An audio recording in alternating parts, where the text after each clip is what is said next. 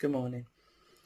My name's Gail, and I'm a member of London Road Baptist Church in Lowestoft, and my beautiful friend Esther has asked me to do a 5-minute video, just to tell you a little bit about my relationship with God. I hope I've got it right. I became a Christian when I was 30, although I always believed that there was a God. I just couldn't see why there wouldn't be. There were lots of things that were unexplainable, I think, to me as growing up as a child, and I always felt like a square peg in a round hole growing up. I didn't get on with my parents as a teenager. I know nobody does, but I really didn't. And I get on fine with my mum now.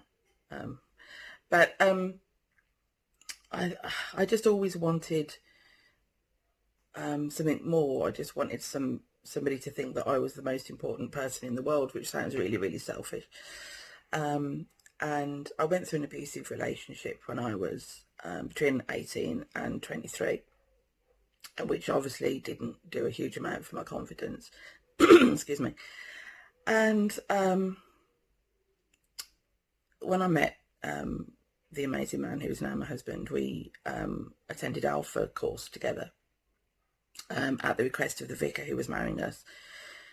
And it just confirmed everything that I'd already suspected, that I made the choice to believe that God was real, and I mean, I always believed that Jesus was real. There's so much historical evidence. I love my ancient history, and there's so much historical evidence, not in the Bible, in other things, to prove that a man called Jesus walked the earth 2,000 years ago and was killed for causing trouble. My dad always used to say Jesus was killed for causing trouble. And the decision that people have to make is not whether he existed or not, because that's beyond doubt, but whether he was who he says he was. And my apologies if you've heard this before, but one of the things that always struck me was that there are only 3 choices. That either Jesus wasn't who he said he was, but thought he was, which would make him completely mad.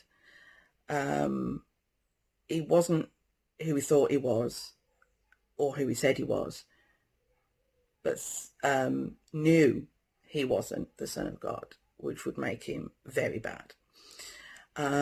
Or the third choice is that he actually was the Son of God. And if you think about it, those are the only 3 choices. So I didn't see him as being mad. I certainly didn't see him as being bad. So I took the decision that he was real. Since taking that decision, I've seen people pray, and the power of prayer is just insane.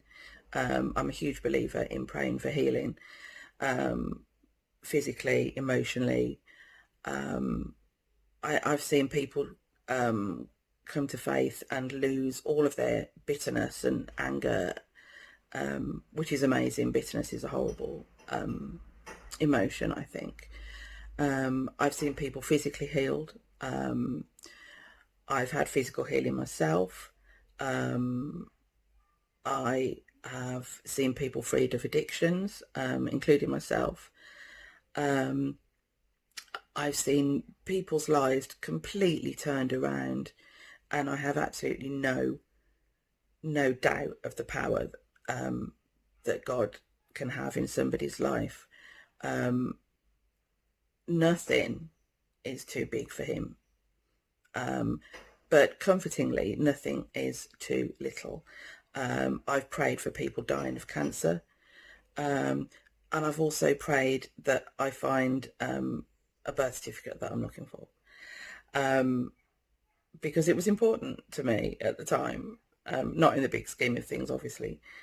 But nobody will ever love you as much as God loves you. And to have the creator of the world, in whatever form you take Genesis, the first book of the Bible, whether you take that literally or not, the most important being that has ever existed, that made you, that made the whole world, that made everybody that you love, thinks that you are the most important person to him. And with him by your side, you can achieve anything. So give it a go, just for a day. Pretend, if you really can't believe, just pretend he's real and imagine what that would be like and what that could do for you, the ones you love, and for your life. I'll pray that as you listen to this, you will consider that just for a day and see if it changes your life like it changed mine.